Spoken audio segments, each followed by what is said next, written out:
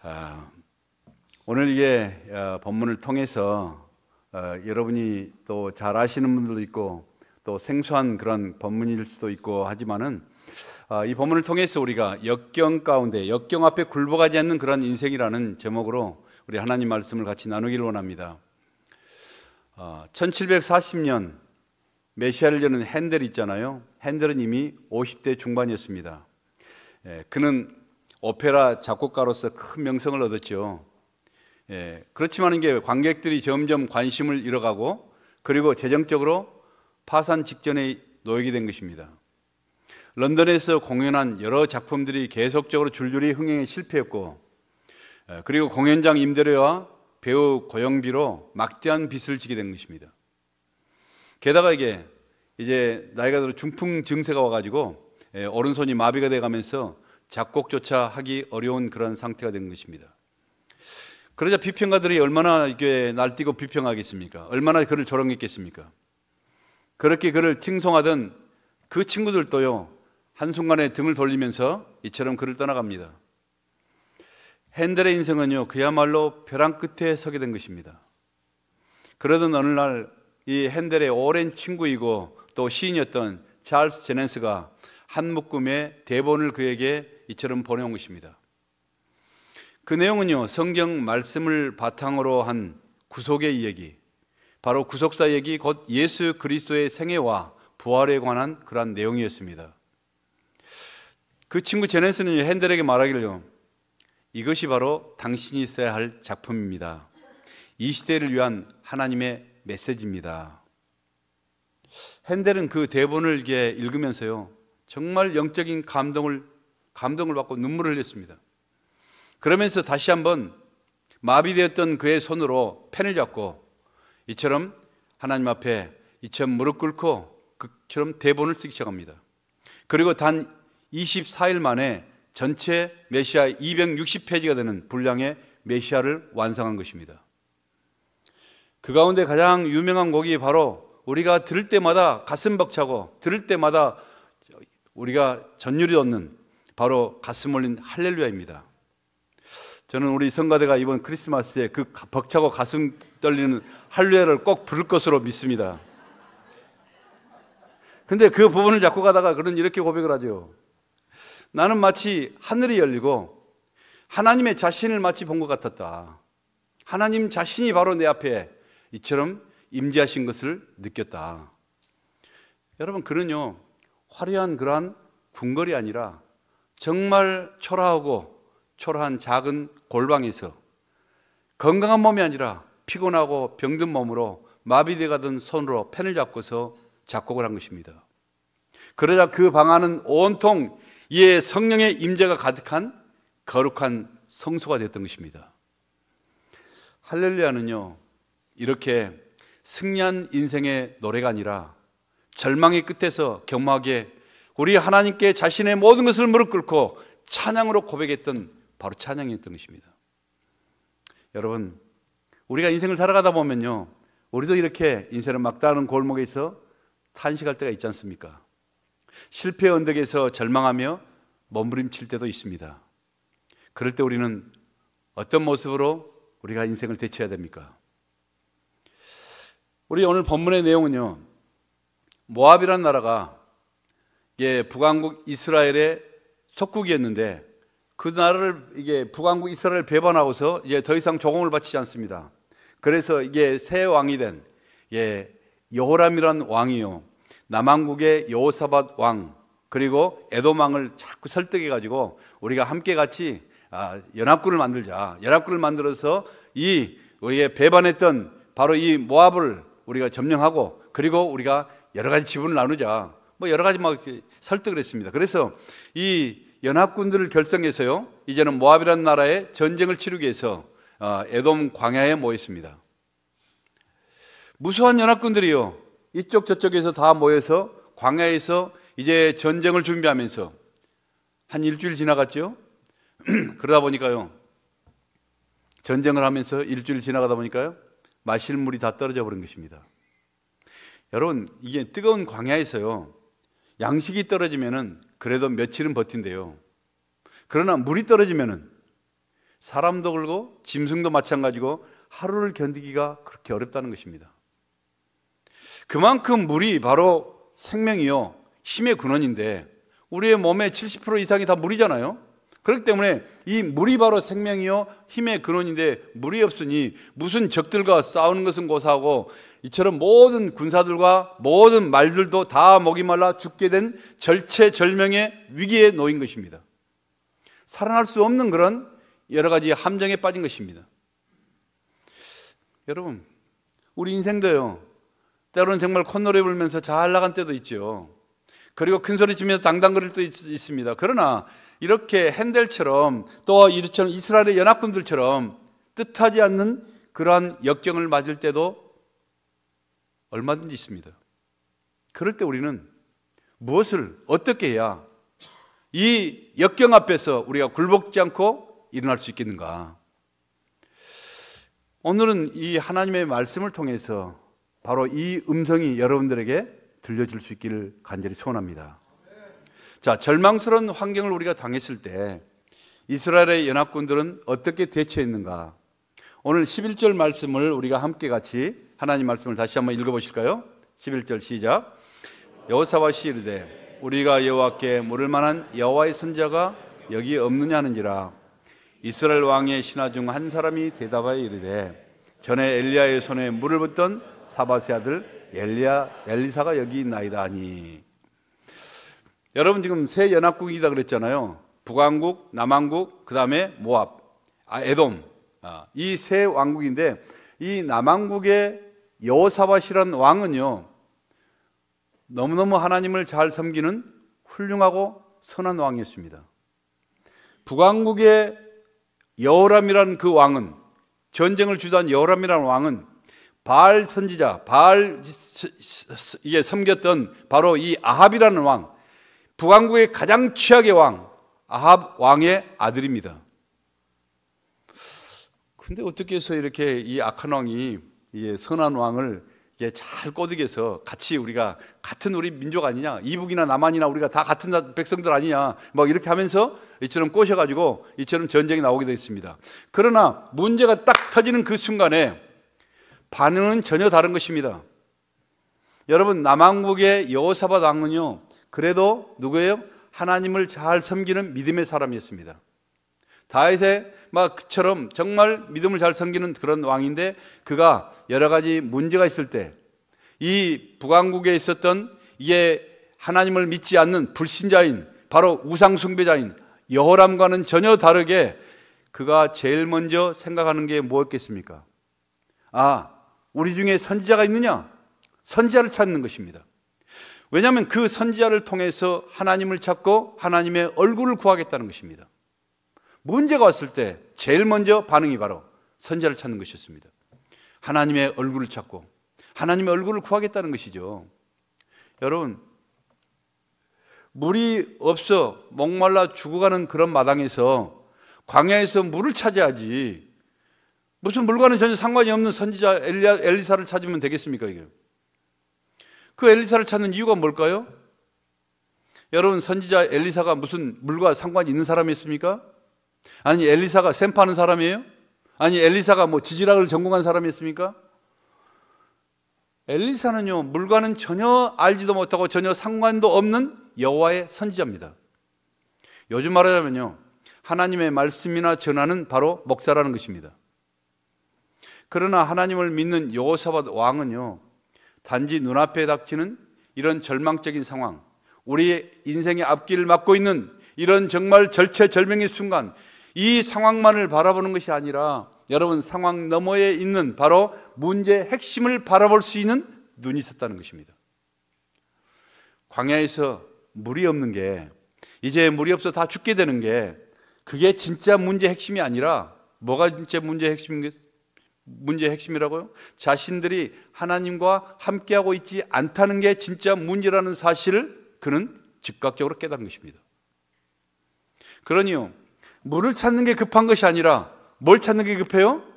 바로 선지자, 바로 겸허하게 목자 되신 하나님을 찾는 게 세상에서 가장 급한 것이었습니다. 그래서 어떤 문제보다 크고 위대하신 바로 그분의 음성을 듣는 게 가장 시급하다는 사실을 깨닫고 선지자를 찾는 것입니다. 여러분, 하나님이 그들과 함께 하시지 않으면요, 그들은 물도 얻을 수 없을 뿐더러 물 없어 다 죽을 뿐만 아니라 물을 얻었다 할지라도 여러분 전쟁에서 원수의 칼날에 패망할 수밖에 없다는 사실을 그는 깨달았던 것입니다. 그렇습니다. 여러분, 우리 인생 가운데 얼마나 여러 가지 많은 사건과 뜻하지 않는 여러 가지 어려움과 고난도 우리에게 닥칩니까? 이런 모든 것들요 단지 우연이라고만 생각하십니까? 여러분, 우연이 아니라 하나님 손에서 벗어나는 일은요 아무것도 없어요.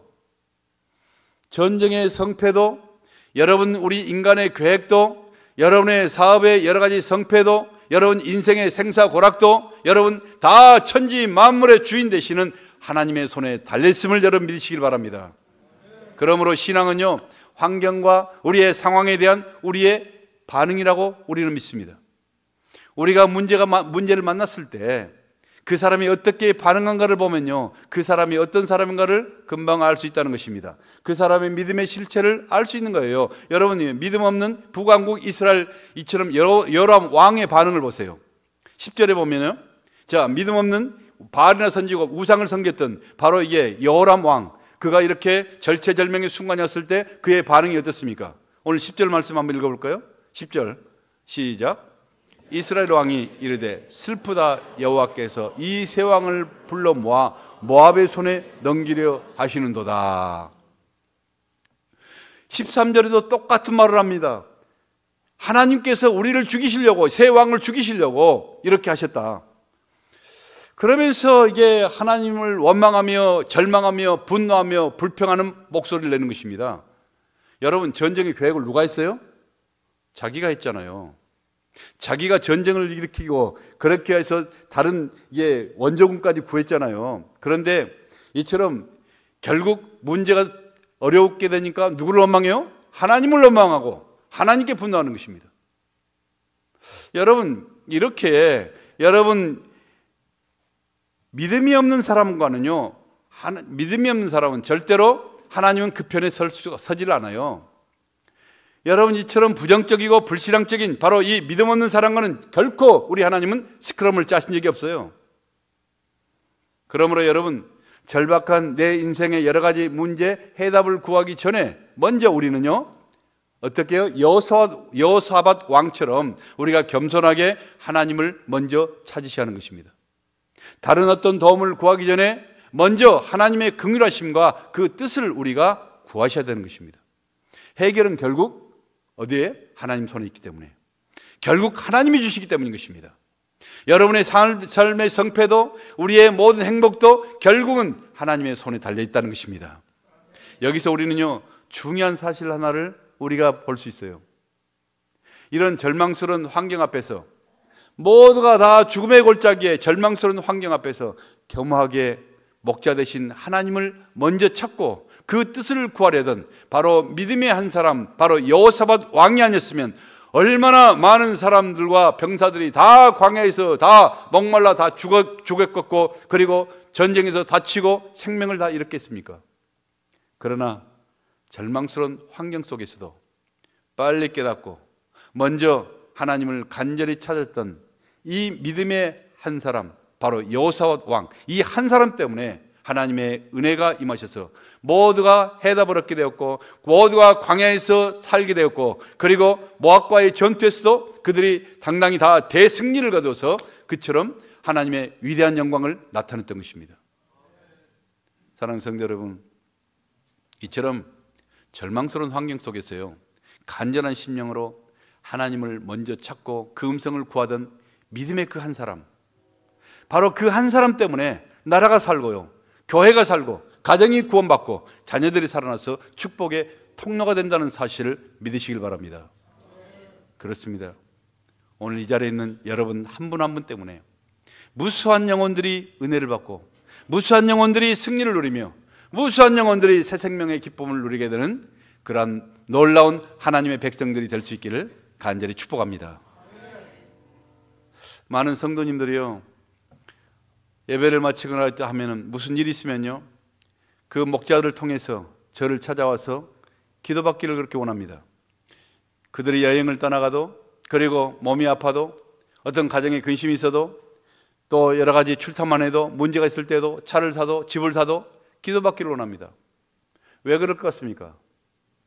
여러분, 목사가 특별히 무슨 신령한 신비한 능력이 있기 때문에 찾아온 것입니까? 아니죠. 제가 무슨 그런 게 있겠습니까? 저는 엘리사도 아닌데.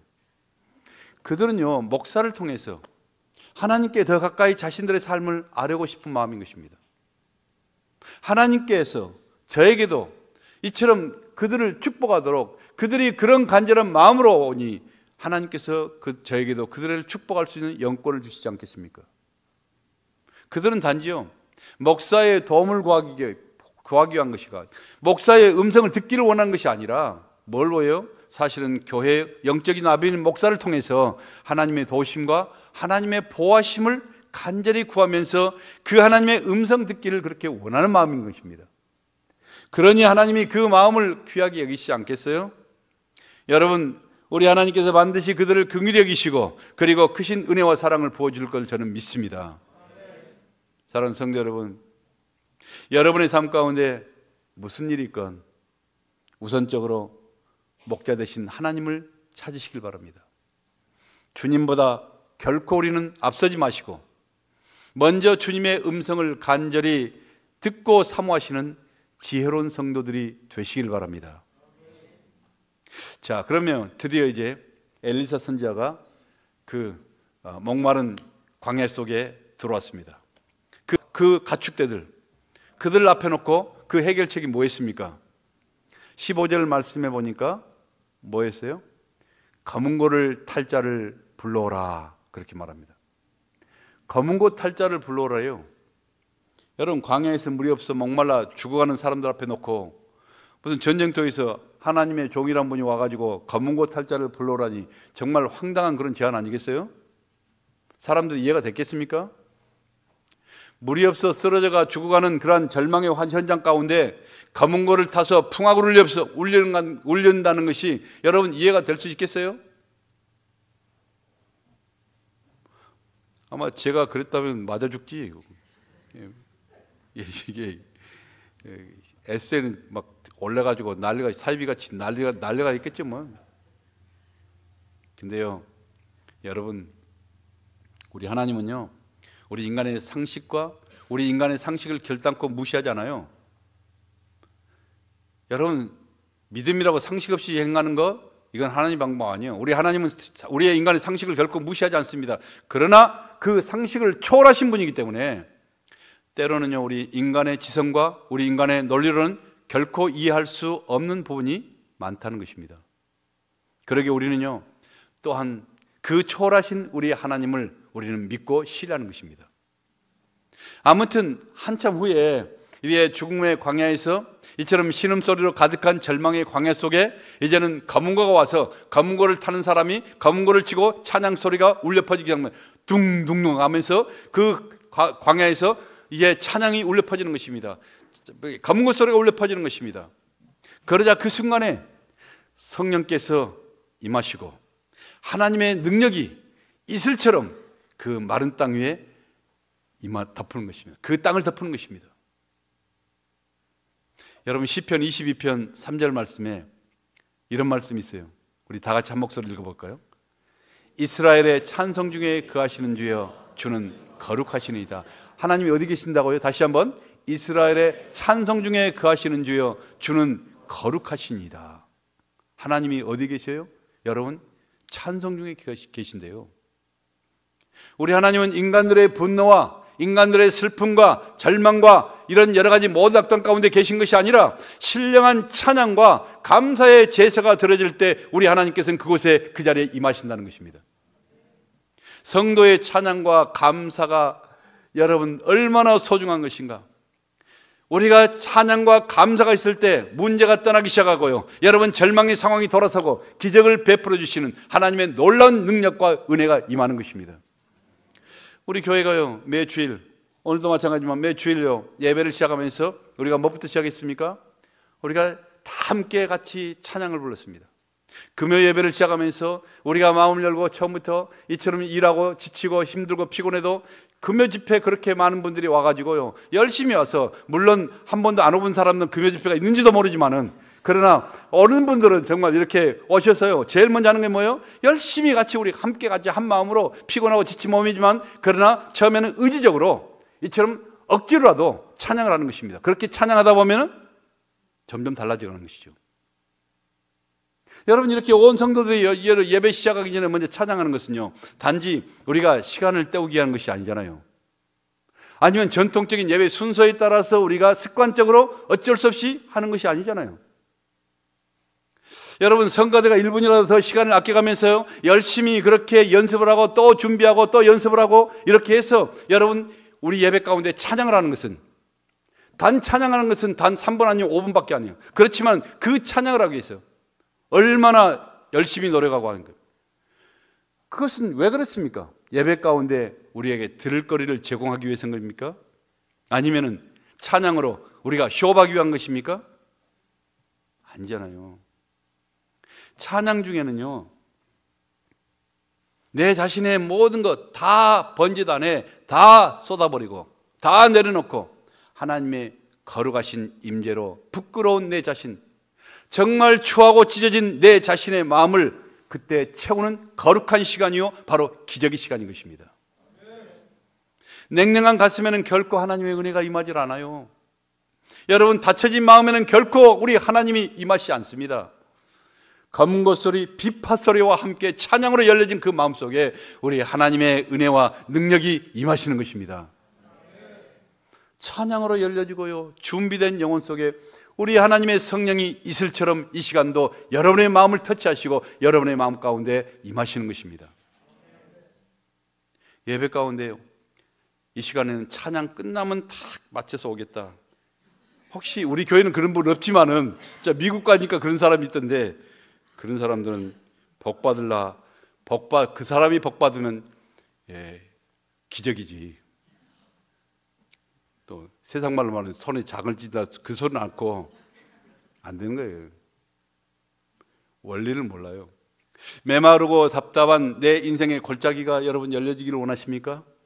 죽음의 골짜기가 열려지기를 원하십니까?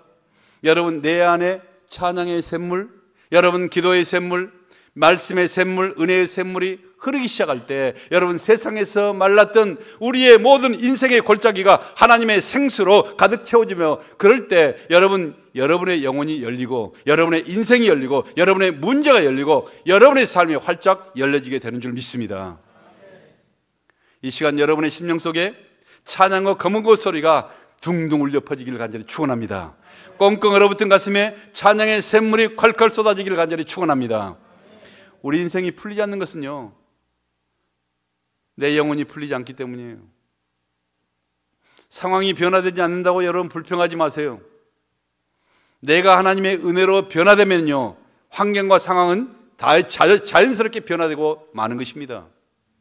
사회가 불안하다고 불평하지 마세요. 내 가정이 먼저 변화되면요 세상은 안정되게 되는 것입니다. 세상이 어둡다고 그렇게 삿대질하면서 그렇게 SNS에 띄워올리면서 그렇게 불평할 필요가 없어요. 여러분, 내 영혼이 성령으로 충만하게 되면요 세상은 점점 내 주위로 점점 밝아져 가게 되는 것입니다. 승리의 핵심은 뭐냐? 문제 해결의 핵심은 뭐냐? 바로 나라는 것입니다. 부흥의 출발은 바로 나로부터 시작되는 것입니다. 여러분의 영혼 속에 찬양이 회복되시길 간절히 축복합니다. 여러분의 영혼 속에 기도와 말씀이 회복되기를 간절히 축원합니다. 성령으로 진정한 예배가 우리 가운데 회복되기를 예수님의 이름으로 간절히 축복합니다. 이렇게요 메마른 광야에 검은고 소리가 둥둥 울려 퍼지자 하나님께서 이제 성령을 통해서 엘리사에게 말씀하십니다. 뭐라고 말씀하시죠? 오늘 16절 한번 보실까요? 16절 시작. 그이되 여호와의 말씀이 이 골짜기에 개천을 많이 팔아 하셨나이다. 아멘. 자, 하나님께서 갑자기 하늘에서 막 소낙비를 쏟아가지고 이 사람들을 다 시험케 해줄 줄 알았는데 그게 아니라 뭐라고요? 이 골짜기에 개천을 많이 팔아, 그렇게 말씀하십니다. 광야의 골짜기는요, 여러분, 절망의 골짜기예요. 지금 먹이 말라 죽어가는, 이제 물이 없어 죽어가는 죽음의 골짜기 아닙니까? 그것이 딱딱하게 굳어버리는 다 돌짝밭이에요. 그 골짜기에 구덩이를 파라고 하십니다, 하나님이. 아니, 가만히 지금 서 있기만 해도 목이 타서 금방이라도 쓰러져 죽을 것 같은데, 그런 상황에 곡괭이를 들고 구덩이를 파라니, 그것도 모든 사람이 다 마실 수 있고 모든 짐승도 다 마실 수 있는 만큼 많이 파라는 것입니다. 이 구덩이를, 그냥 큰 구덩이를 그냥 많이 파라는 것입니다.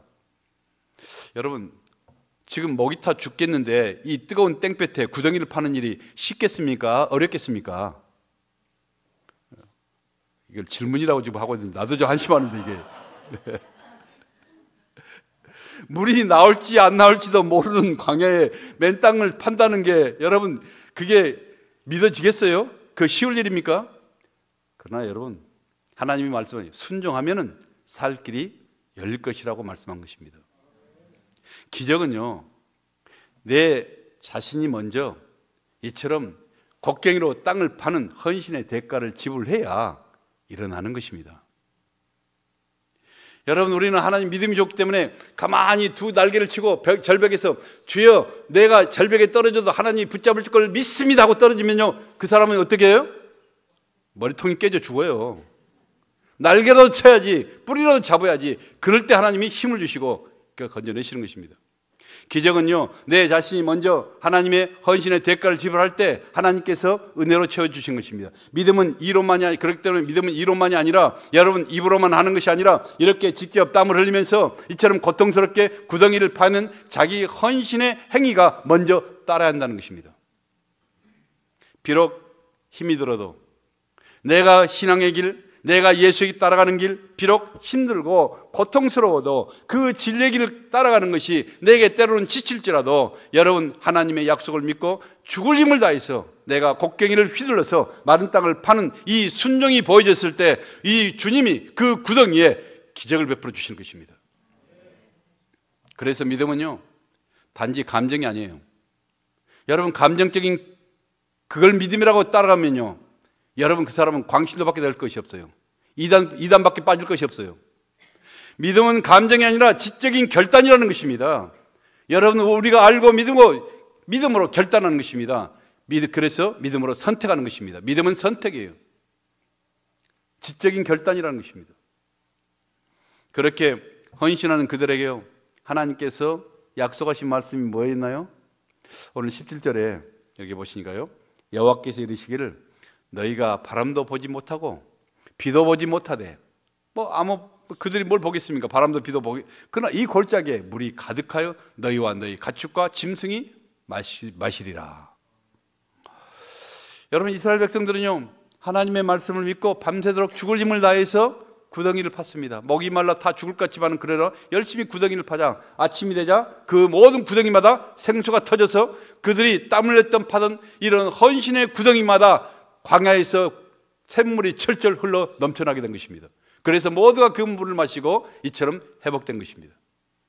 그렇습니다. 신앙은요, 우리가 말씀에 순종하는 것이에요. 내가 그게 논리적으로 이해가 되든 말았든 하나님이 말씀하시면요, 우리가 순종하는 것입니다.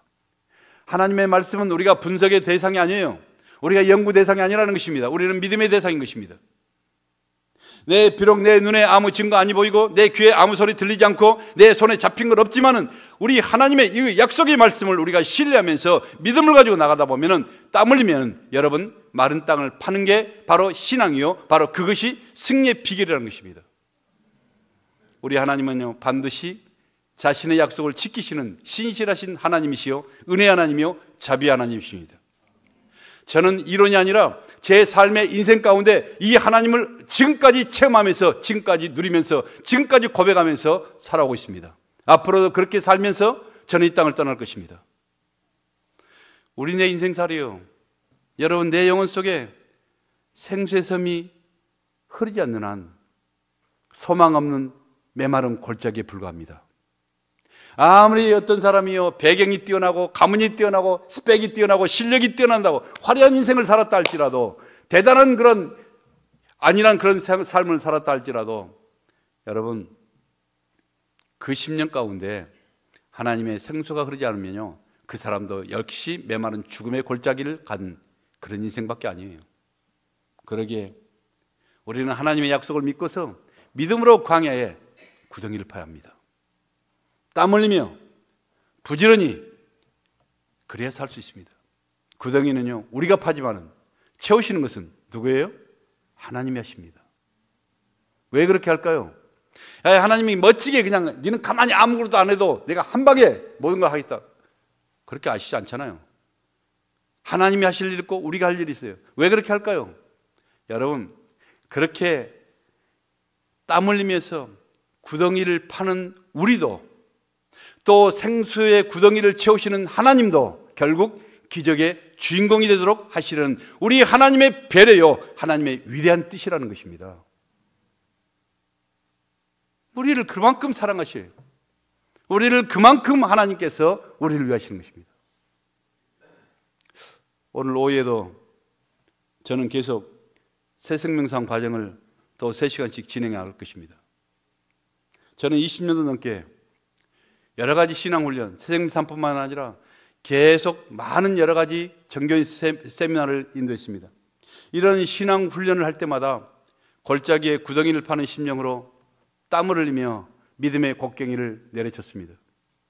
때로는 정말 목이 타고, 때로는 땀이 나고, 때로는 발이 너무나 아프고, 때로는 온몸이 오그라든 것 같아도 영혼의 생수는 점점 그들을 가르쳐도 전혀 터질 것 같지 않는 그런 모습을 보지만은, 그러나 내가 믿음으로 열심히 구덩이를 파기만 하면은 생수는 하나님이 채워주실 것이라는 이런 확신 가운데 할 수 있는 대로 많은 구덩이를 파려고 최선을 다해왔습니다.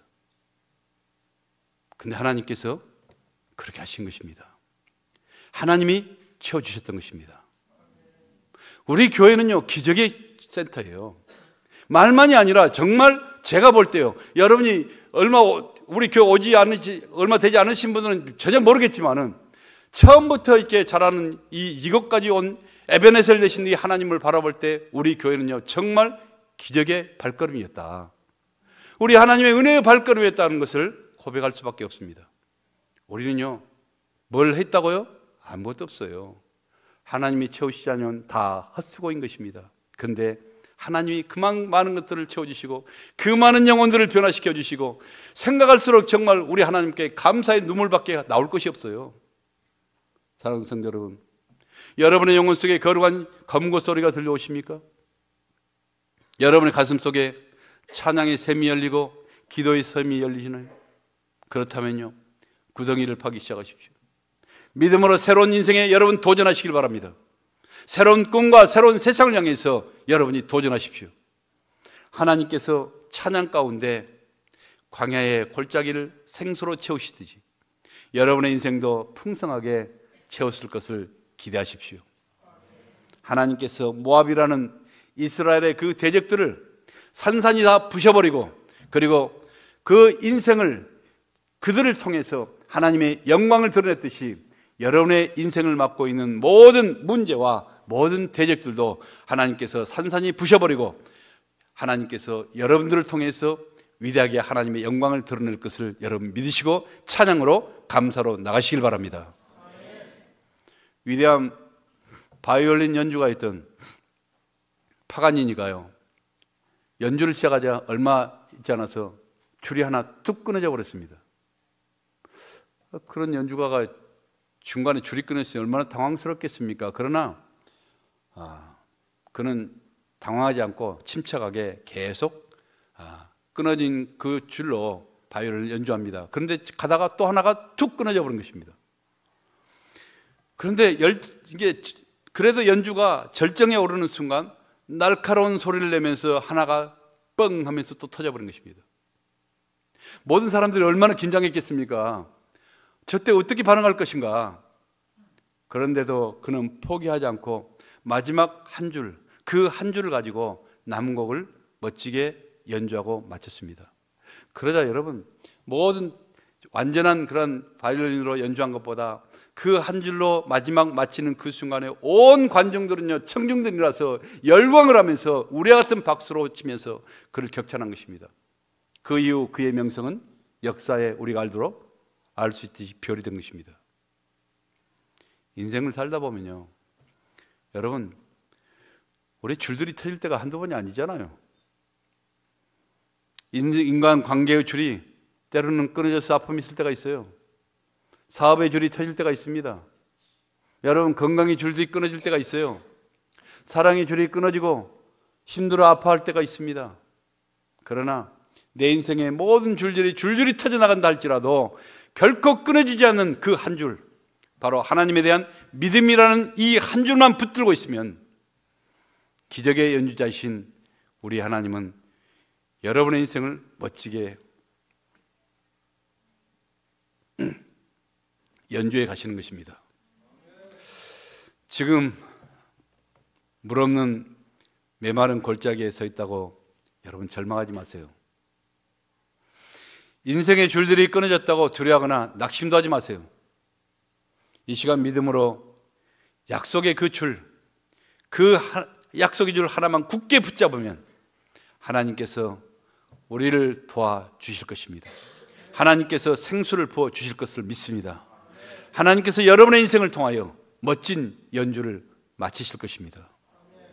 그 하나님을 바라보고 의지하고 있는 사람에게는요, 내 인생의 싸움은 더 이상 나의 싸움이 아니에요. 하나님의 싸움이 되는 것입니다. 왜냐하면 전쟁은 하나님께 속한 것이기 때문입니다.